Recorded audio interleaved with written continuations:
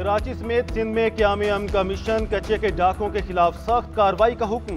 आसिफ अली जरदारी की जेर सदारत इजलास में बड़े फैसले। कराची में अमन अमान की सूरत हाल, कच्चे में डाकों के खिलाफ ऑपरेशन के हवाले से गौर।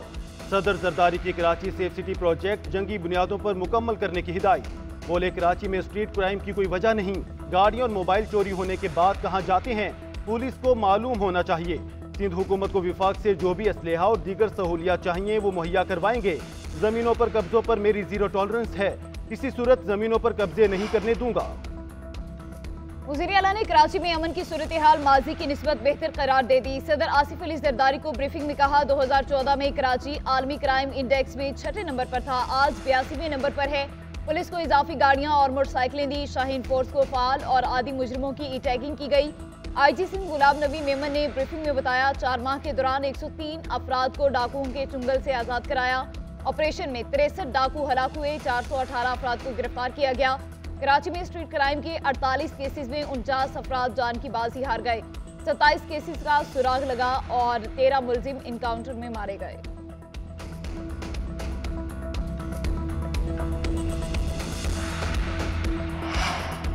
ईरान से रोजाना 89 लाख लीटर तेल की पाकिस्तान में स्मगलिंग। बलोचिस्तान के 6 जमीनी और समंदरी रास्तों से तेल स्मगल किया जा रहा है। सिविल खुफिया इदारे की रिपोर्ट में इंकशाफ। रिपोर्ट के मुताबिक स्मगलिंग में मौजूद अरकान असेंबली और साबिक सूबाई वज़रा भी शामिल। सियासतदानों समेत 105 बड़े स्मगलर और 100 अहलकार मुलविस। PSO की गाड़ियां भी ईरानी तेल की स्मगलिंग में इस्तेमाल। स्मगलिंग से कौमी खजाने को कम अज कम 227 अरब रुपए का नुकसान पहुंचाया जा रहा है। ईरानी तेल का 45% सिंध और 25% पंजाब और खैबर पख्तूनख्वा में मुंतकिल हो रहा है। सैकड़ों ऑयल टैंकर लाखों लीटर ईरानी तेल लेकर सिंध में दाखिल होते हैं। जो पैसा पाकिस्तान का 1 करोड़ नहीं, 1 अरब नहीं, 100 अरब नहीं, खरबों रुपए जो डूब रहे हैं, ज़ाया हो रहे हैं, करप्शन की नज़र हो रहे हैं, उनको इंशाअल्लाह हम वापस लाने के लिए दिन रात कोशिशें कर रहे हैं। पाकिस्तान के मुआशी हालात चैलेंजिंग हैं, खरबों रुपए डूब रहे हैं और करप्शन की नजर हो रहे हैं। पैसों को वापस लाने के लिए दिन रात कोशिश कर रहे हैं। फजूल खर्चियों में कमी लाएंगे। करप्शन और सिफारिश का कल्चर खत्म होने वाला है। ताजरों, सरमायाकारों और सनतकारों की दौलत पर मजदूर का भी हक है। वज़ीर आज़म शहबाज शरीफ का यौम मजदूर पर तकरीब से खिताब। कहा, तेल की कीमतों में कमी महंगाई का मुतबादिल नहीं, मजदूर की तनख्वाह में इजाफे की कोशिश करेंगे। हमें मजदूर की अजमत का पूरा एहसास है। मजदूर को जायज हक मिलने तक मुल्क तरक्की नहीं कर सकता।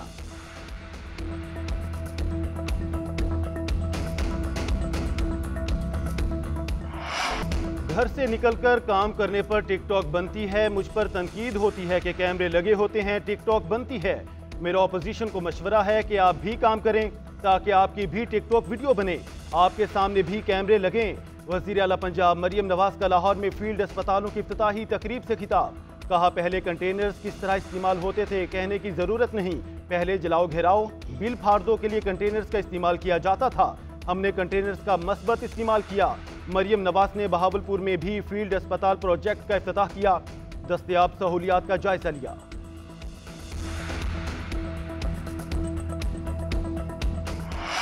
साहब को तो मैंने हराया है। मौलाना साहब अगर समझते हैं कि उनका मैंडेट चोरी हुआ है, मैंडेट तो हमारा चोरी हुआ है, तो मैं समझता हूं कि मैं आप भी अपने आप को हाजिर करता हूं और हल्का खोलने को तैयार हूं। मौलाना साहब का मैंडेट चोरी नहीं हुआ, मौलाना साहब से धोखा हुआ है।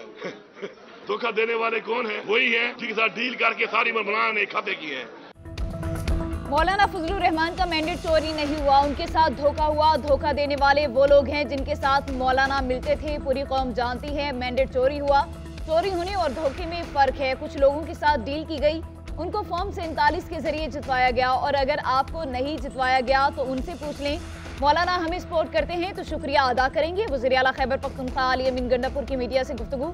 कहा, बानी चेयरमैन ने कभी डील की ना आइंदा करेंगे। ये ना सोचें कि वो कुर्सी के लिए डील करेंगे। बानी PTI ने इदारों के साथ बातचीत का टास्क दिया। किसी इदारे से जो भी बात होगी सबके सामने होगी, कोई बातचीत किसी से छुप कर नहीं होगी। वज़ीर आला खैबर पख्तूनख्वा अली अमीन गंडापुर का मजदूरों का पैकेज डबल करने का ऐलान।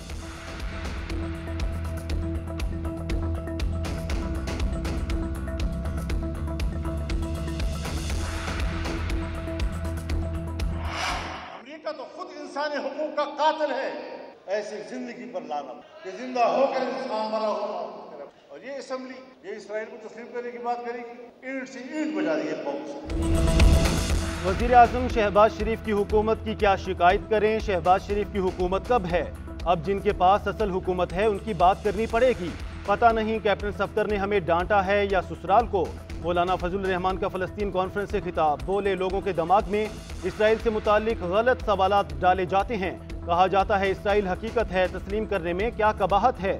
मोहम्मद अली जिन्ना ने कहा था इसराइल नाजायज़ रियासत है, इसराइल जंगी मुजरिम है, अमरीका और यूरोप इसके साथी हैं। एक मुल्क की हदूद ही मालूम नहीं तो कैसे इसको तस्लीम किया जा सकता है। लोगों की जहन साजी की जाती है लेकिन फ़लस्तीनियों पर जुल्म नहीं बताते। अब दुनिया को अक़वाम मुत्तहिदा को फ़लस्तीन की आज़ादी की बात करनी पड़ेगी। पाकिस्तान और मुस्लिम दुनिया की सोच में तब्दीलियां अमरीका की ताकत की वजह से आईं। शेर अफजल मरवत को चेयरमैन पीएसी नामजद करने पर हुकूमत के तहफ़्फ़ुज़ात, अपोजिशन को एक बार फिर शेर अफजल के नाम पर नज़र-ए-सानी का पैगाम। अपोजिशन के नाम मानने पर अपना उम्मीदवार लाने का इंदिया दे दिया। 29 रुकनी कमेटी में 23 MNAs और 6 सेनेटर शामिल होंगे।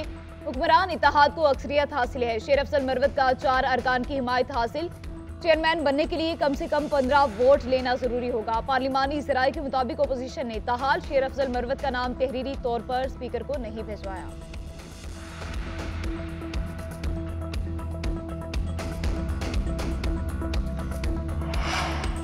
बानी चेयरमैन PTI एक और मुश्किल में। तोशाखाना केस में नई तहकीकात शुरू, नई इंक्वायरी में तलब भी कर लिया गया। गैर कानूनी तौर पर कीमती तहाइफ बेचने का इल्जाम आई। 16 मई को नैब रावलपिंडी पेश होने की हिदायत। बुशरा बीबी के खिलाफ भी तहकीकात शुरू।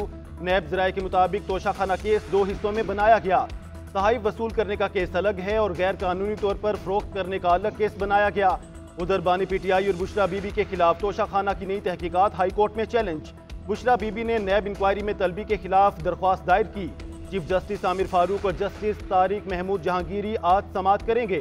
पटिशन के फैसले तक नैब कॉल अप नोटिस मुअत्तल करने की इस्तदा की गई।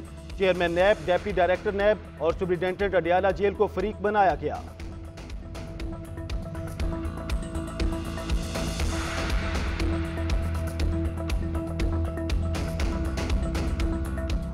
गंदम की खरीदारी पर पंजाब हुकूमत और किसानों में डेडलॉक। किसानों का आज पंजाब के तमाम जिला में मुजाहिरों का ऐलान। किसान तंजीमें सड़कों पर गंदम रखकर धरने देंगी। पंजाब हुकूमत ने फिलहाल गंदम ना खरीदने की पॉलिसी अपना ली। चंद रोज बाद छोटे किसान को किसान कार्ड से इमदाद दी जाएगी। फ्लोर मिल्स, सीड मिल्स और आरटीओ ने मार्केट का रुख कर लिया। गंदम की 3000 से 3300 रुपए फी मन में फरोख्त।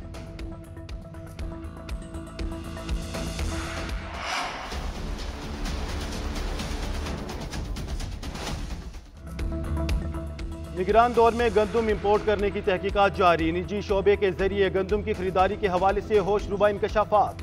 सहूलतकारी में निगरान विफाकी काबीना के 3 अरकान भी शामिल। गंदम इंपोर्ट करने के लिए निगरान विफाकी काबीना से सर्कुलेशन समरी के जरिए इजाजत ली गई। निगरान विफाकी वजीर food and security doctor Kausar Abdullah की मुखालफत के बावजूद सेक्रेटरी महमूद अहमद ने समरी विफाकी काबीना को भिजवाई। एक विफाकी वजीर ने दरामदी गंदम की अदायगी के लिए डॉलर्स का बंदोबस्त करके दिया। फ्लोर मिल्स मालिकान को पास्को की गंदम 4500 रुपए फी मन में पड़ती है।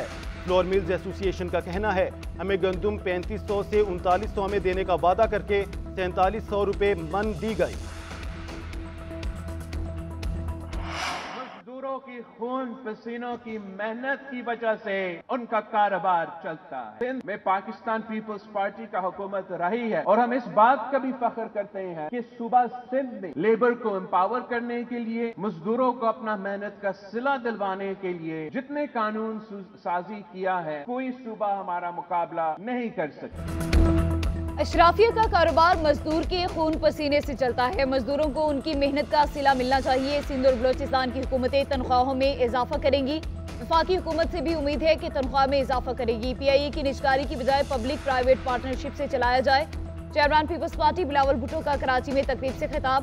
बोले पीपल्स पार्टी मजदूरों के लिए जिद्दोजहद कर रही है। शहीद जुल्फकार भुट्टो ने मजदूरों को यूनियन का हक दिया। बेनजीर भुट्टो शहीद ने मजदूरों की जिद्दोजहद आगे बढ़ाई। आसिफ जरदारी ने सदर बनते ही मजदूर दुश्मन कवानीन खत्म किए। सिंध ने मजदूरों के लिए जितनी कानून साजी की कोई दूसरा सूबा मुकाबला नहीं कर सकता।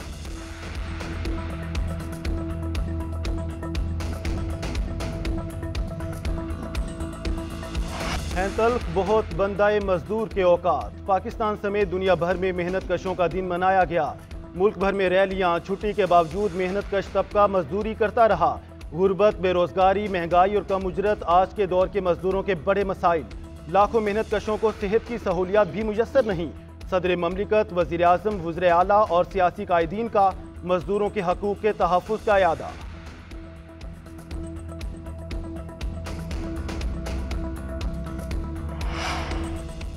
आईसीसी चैंपियंस ट्रॉफी में भारत के मैचेस एक ही शहर में कराने की तजवीज़। भारतीय टीम का सफर कम से कम रखने के लिए पीसीबी मुतारिक। ज़राए के मुताबिक भारतीय टीम के पहले राउंड के मैच कज़ाफ़ी स्टेडियम में रखे जाने का इम्कान। इब्तदाई ड्राफ्ट शेड्यूल आईसीसी को भेज दिया गया। आईसीसी दीगर मुल्कों से फीडबैक लेगा। आईसीसी चैंपियंस ट्रॉफी फरवरी 2025 में पाकिस्तान में शेड्यूल। मैचेस कराची, लाहौर और रावलपिंडी में होंगे।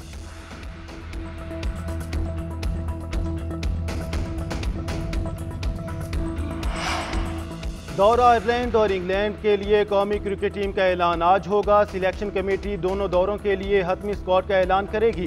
पाकिस्तान और आयरलैंड के दरमियान 3 T20 मैचेस की सीरीज 10 मई से शुरू होगी। डबलिन में पहला मैच 10, दूसरा 12 और तीसरा 14 मई को होगा। इंग्लैंड के साथ 4 T20 मैचेस खेले जाएंगे। 22 मई को लीड्स, 25 मई को बर्मिंघम में मैचेस होंगे। 28 मई को कार्डिफ और 30 मई को ओवल क्रिकेट स्टेडियम में मैच शेड्यूल हैं।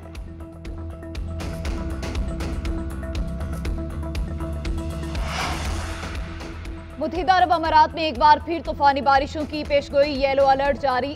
आज और कल तालीमी इदारों में आम तातील। दूसरी जानिब सऊदी अरब के शुमाली इलाकों में मूसलाधार बारिश। हुकाम ने फ्लड अलर्ट जारी कर दिया। मदीना मुनव्वरा की मस्जिद नबवी में यालावारी। इतराफ के इलाकों में बारिश के बाइस सैलाबी सूरत हाल। कई गाड़ियां बह गई। शहरी घरों में महसूर। सऊदी हुकूमत ने शहरियों को गैर जरूरी सफर से गुरेज की हिदायत कर दी।